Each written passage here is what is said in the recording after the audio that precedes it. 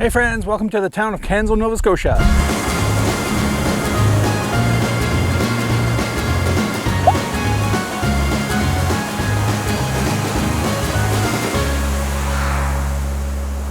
Well friends, I'm here in Canso, Nova Scotia, which is basically on the southeast tip of Nova Scotia.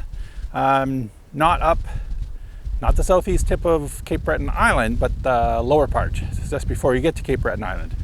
It's known for the set of islands that are basically in behind me here, and was essentially a pretty vibrant fishing village for quite a while. Apparently right now there's only about 1,000 people live here, 25 fishing families maybe. It's a small little fishing village now. Not a lot going on. They are known for a couple of things though. If you're a fan of folk music, you might have heard of Stanfest. Stanfest is short for the Stan Rogers Music Festival, and that's held here every year in July. It gets crazy busy, except for this year. Because if you're watching this in 2021, this year is canceled. Because of the pandemic, third wave, all that kind of crap. Yeah, it's just not happening this year. That said, the owner of the RV park, Don, let me know that there might even be a little makeshift bunch of people coming just to hang out and play a little music, because during Stanfest he gets filled up, and he said half the people that come to his RV park, they don't even actually go to the festival. They just hang around there because they have jams in the shed in the garage there, and they just have a good time. But anyways, during that time it's pretty vibrant, and as well, I'm not sure when it is, they also have the Canso Regatta, and that's also a pretty busy time. So yeah, I'm gonna walk around, show you around Canso a little bit, and we'll go from there. All right.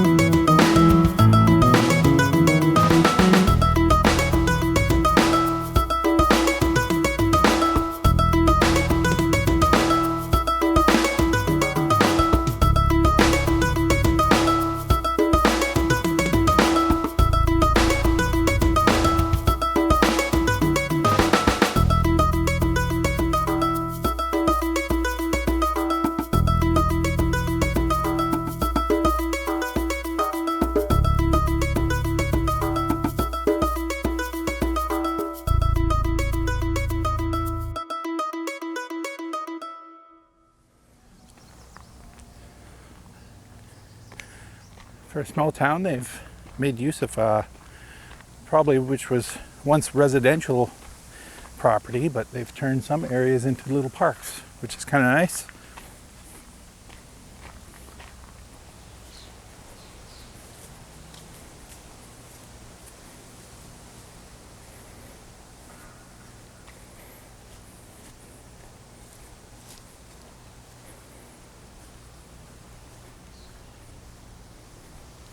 Not sure what this used to be.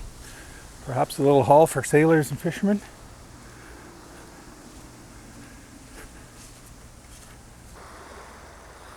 This building here is the Canso Islands and Grassy Island Fort Historic Center. They'll tell you about a fort that was built on one of these islands out here.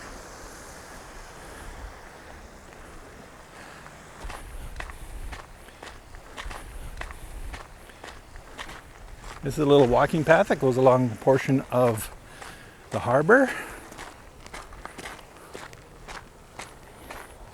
So as you're walking through town, you may see little pieces of art like this around.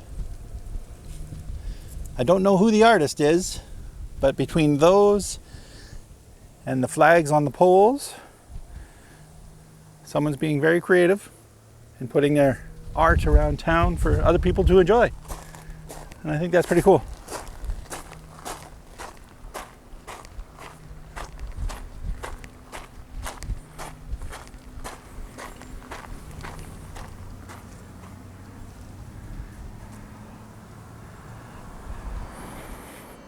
So I just had a little chat with a couple of local ladies who were telling me about the paintings.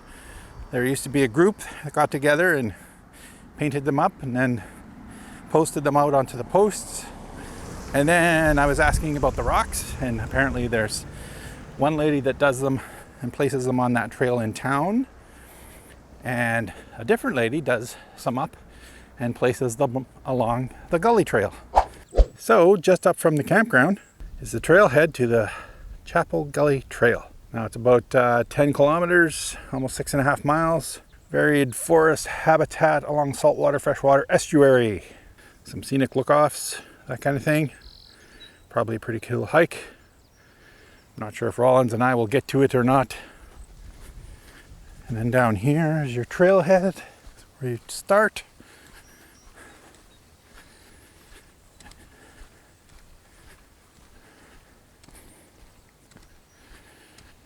There's a little guest book area.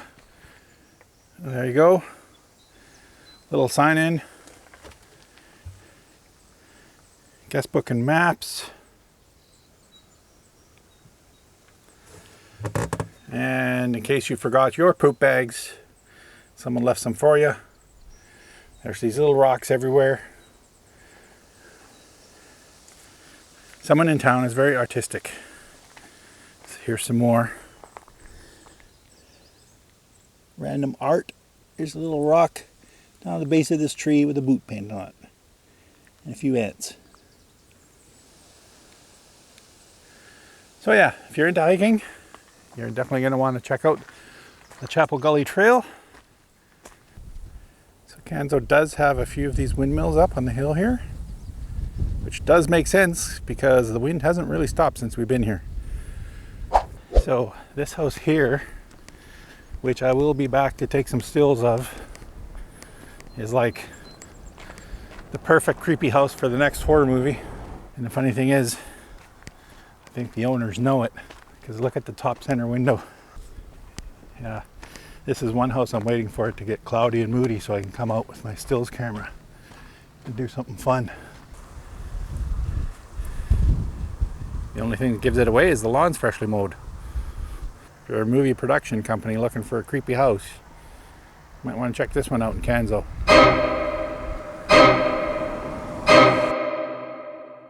So, yesterday I was out walking with my Nikon, my stills camera. I didn't take any video gear with me because I was basically just going to walk around and just take some stills. I was just kind of in photography mode. And as I was walking along, I went the same way that I take the dog past this big old creepy house. I actually posted a phone photo of it on my Facebook page, and my friends were commenting on I should knock on the door and this and that and try and see inside and all that kind of stuff. And I just kind of, you know, shook it off as it will happen if it's supposed to happen, that kind of deal. And I was walking along, went downtown, took a bunch of pictures, took some pictures of the harbor. And as I was coming back, the sky was a little different above that house, so I decided to take a couple more shots. And as I was taking them, a guy from next door starts walking, and he walks kind of, you know, in behind this big old house, and then, you know, came back out. And I asked him if it was his house, and he's like, well, no, but I'm the caretaker. And I'm like, oh, that's kind of cool. I'm like, you know, it looks like it should be in a horror movie or something. And, you know, he kind of chuckled, and we started talking, and he's like, do you want to see inside? And I'm like, most definitely. So again, I only had my stills camera, so I'm going to show you some stills that I took as he showed me around inside.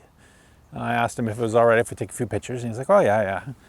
And to my surprise, not only is this house old and historic, it's also historic in a musical sense. So if you're from this area, you probably already know that Canso is the host to the Stan Rogers Folk Festival, which is Stanfest for short. Now, it's quite a big deal. Like, there's, you know, artists come from all over the world, come to this festival. And one of the guys that is involved in that, his name is George Hart. He's also involved in a big way in the Edmonton Folk Festival. So I'm not 100% sure, but I gather that he has a bit of a say in the artists and, you know, who plays where and that kind of thing. And he also owns this house. Well, when you walk in the back door into the kitchen area and the living room area, it's covered in framed photos of all these different artists. There's a couple pictures of George, and there's pictures of all these different artists playing, like literally playing in the kitchen of that house. And what happens is some of them will come out to the Stanfest, and while they're here, George puts them up in this house. So let's step back a bit and talk about the house. First of all, it was built in 1812. George Hart's grandpa, I believe it was, his family bought it in 1820s, somewhere around there. And they've lived in it, owned it ever since. There is a island over here, just in behind me, with a lighthouse on it, and that's Hart Island.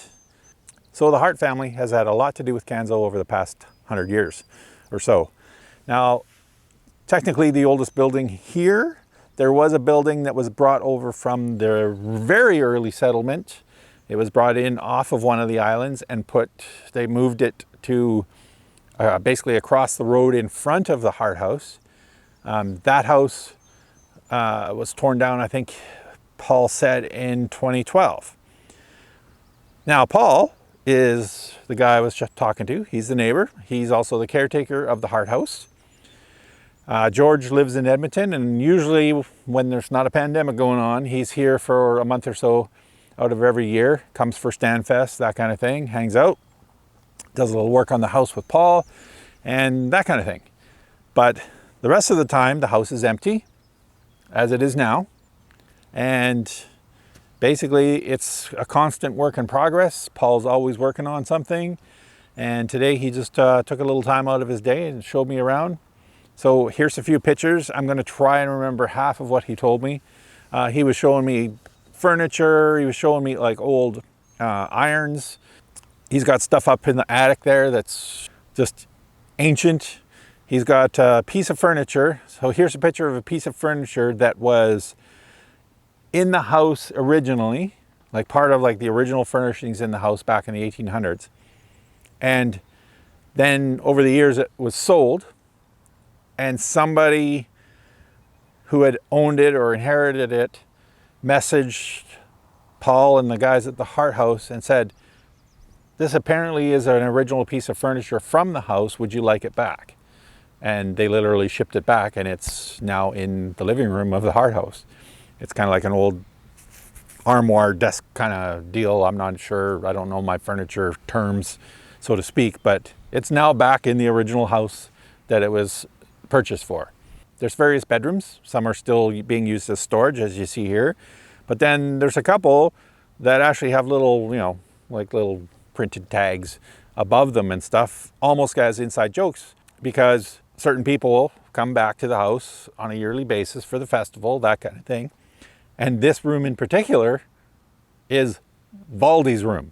Well, if you're a folk music person and a Canadian folk music person to boot, you're going to know who Valdy is, and apparently this is his preferred room. So I thought that was pretty cool.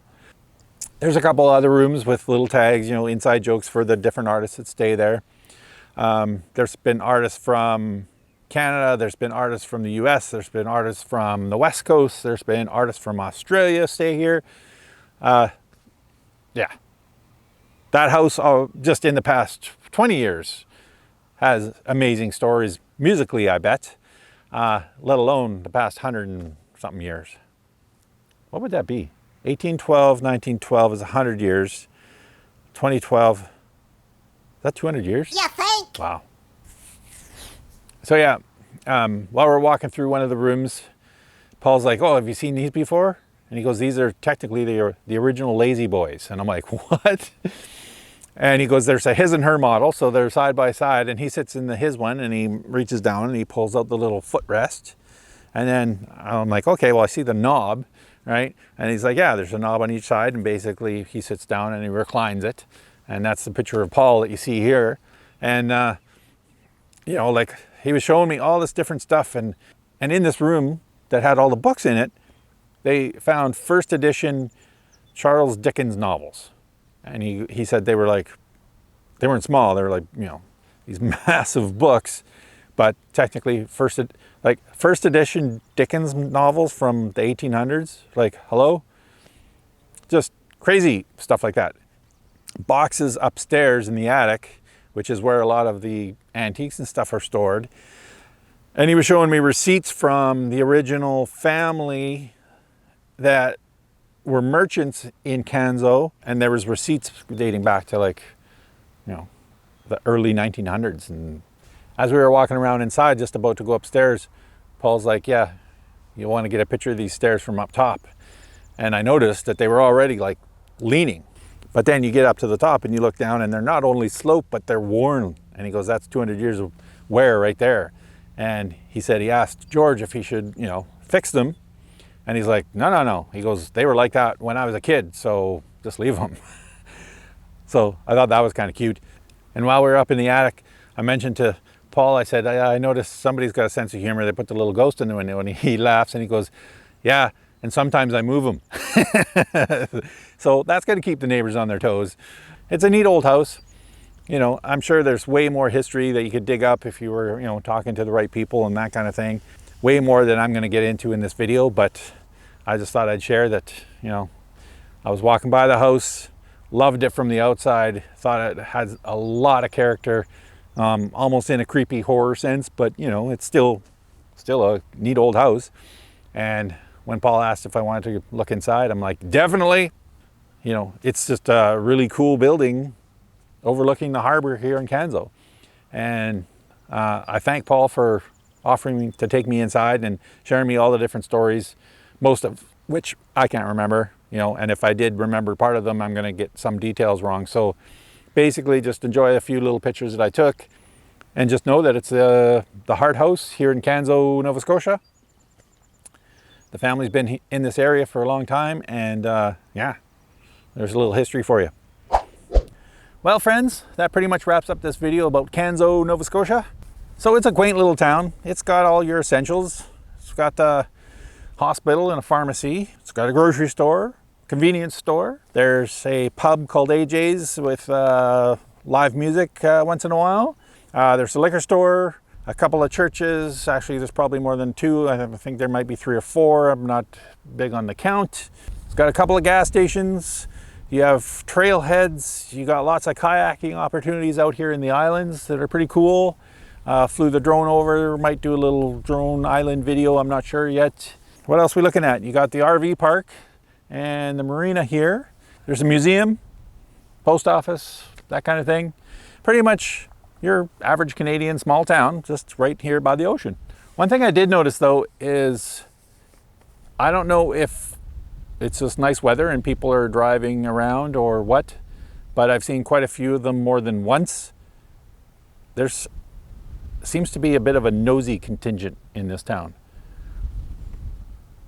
I'm in the RV park. There's an entrance on each end, and some people will literally drive past to the end entrance, come in and slowly creep by, looking around, and then get to the other entrance and turn around and go back the same direction. Like, they're not using it as a turnaround even, they're just basically looping around to see who's here. Like, I don't really know for sure. It's starting to get annoying. Like, there's some cars, like I've literally seen them 4 times and they don't have a trailer here. They are not towing a boat or using the marina. They're just driving by like they're trolling for hookers or some kind of game farm or something. I don't know. It's just weird. I actually talked to Don about it and he said, yeah, he goes, I don't know what to do about it. People just drive through here all the time. So if you're one of those people that are doing that, not cool. So I guess that's it. If you like this video, give it a thumbs up. If you want to see more Nova Scotia stuff, you might want to subscribe, because I got a lot more of this Nova Scotia tour coming and you might not want to miss it. So that said, I'll say goodbye from Canso, Nova Scotia, and we'll talk to you all soon. Okay.